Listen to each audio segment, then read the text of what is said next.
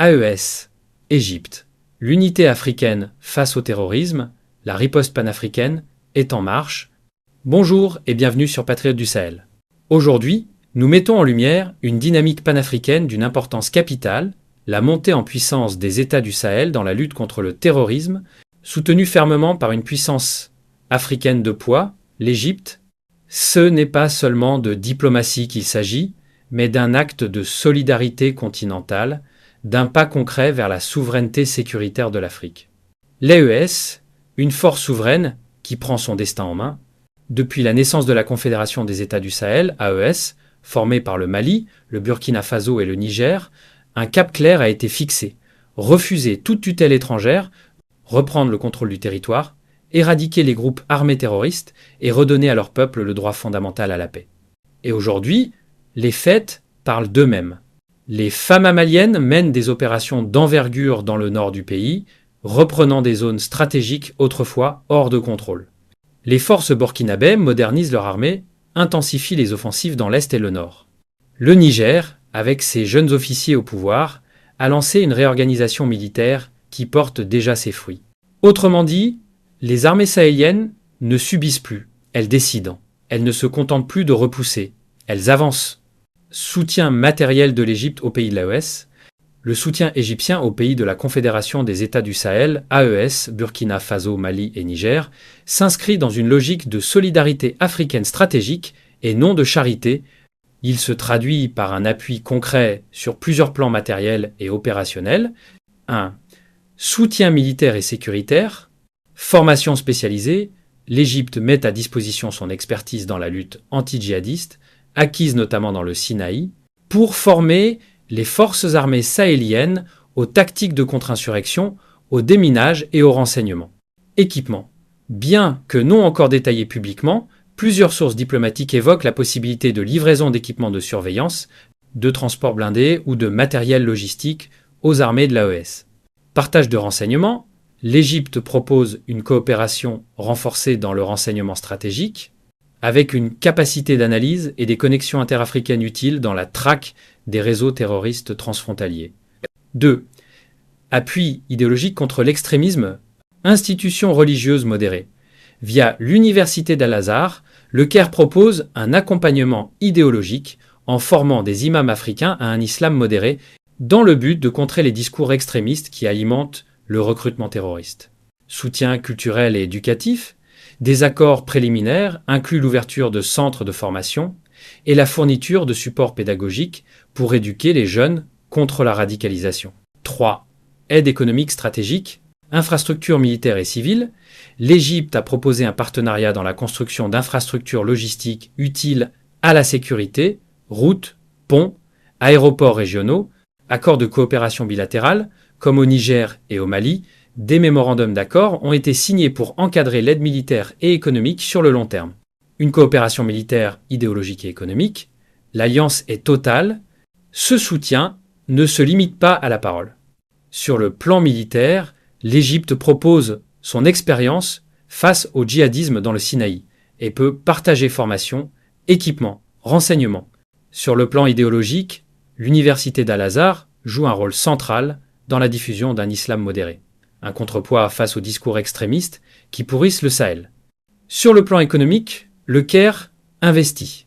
À Niamey, un forum économique Égypte-Niger a rassemblé des dizaines d'entreprises africaines dans l'agriculture, les infrastructures, la pharmacie. À Bamako, les secteurs des mines, de l'énergie et de l'agriculture ont été placés au cœur des échanges. Le partenariat est global, l'Afrique n'attend plus l'Europe, elle construit ses propres chaînes. L'AES attire les nations qui respectent la souveraineté africaine. L'Égypte face au tournant géopolitique africain. L'Égypte n'est pas un pays du Sahel, mais elle est l'un des piliers historiques du continent africain. Forte de sa position géographique à la jonction de l'Afrique, du monde arabe et de la Méditerranée, elle dispose de nombreux atouts. Une diplomatie ancienne et expérimentée, une influence dans les institutions internationales, une armée puissante et bien structurée, une capacité à dialoguer à la fois avec les pays africains, arabes, européens et asiatiques. Sous le président Abdel Fattah al-Sisi, le Caire a cherché à renforcer son rôle continental au-delà du simple Maghreb ou de la Corne de l'Afrique. Et dans ce contexte, l'AES représente un partenaire stratégique de premier plan, non seulement pour sa position géographique centrale, mais aussi pour son influence croissante dans les forums africains. Du respect à l'alliance tactique, un soutien pour l'UNESCO, la visite diplomatique égyptienne dans les capitales de l'AES n'est pas motivée par un simple souci d'amitié ou d'amabilité. Elle s'inscrit dans un calcul politique précis, obtenir le soutien de l'AES à la candidature de l'ancien ministre de la Culture égyptien, Khaled El-Enani, à la direction générale de l'UNESCO en 2025. Pourquoi l'AES serait-elle un soutien important? Parce que ces trois membres comptent chacun une voix au sein de l'Union africaine et de l'UNESCO, et que leur vote, s'il est coordonné, peut faire la différence. L'Égypte a compris que l'AES n'est plus marginalisée diplomatiquement. Elle est devenue un acteur incontournable. C'est une reconnaissance implicite mais forte. L'AES pèse politiquement, même dans les cercles diplomatiques où son isolement était jadis programmé. À force de résister aux injonctions extérieures, l'AES a fini par imposer le respect. Ce respect attire. Et l'Égypte, en diplomatie chevronnée, sait reconnaître un partenaire solide, même si celui-ci est en rupture avec les puissances occidentales. Un signal politique fort, reconnaître la légitimité des régimes de l'AES, en rendant visite au chef d'État de l'AES, l'Égypte envoie aussi un message implicite mais fort. Elle reconnaît la légitimité de ces régimes militaires de transition et ne s'inscrit pas dans la logique punitive ou ostracisante de la CEDEAO et de l'Union européenne. Elle se place ainsi dans une posture de non-ingérence, fidèle au principe de souveraineté nationale, pilier du droit international et fondement des relations interafricaines équilibrées.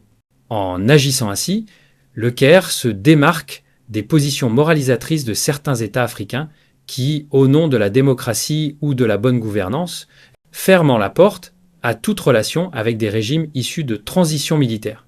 L'Égypte adopte une approche pragmatique fondée sur les intérêts mutuels, la stabilité régionale et le respect des trajectoires politiques propres à chaque pays. Le panafricanisme en acte, une nouvelle architecture de sécurité africaine, la tournée du chef de la diplomatie égyptienne n'est pas un épisode isolé.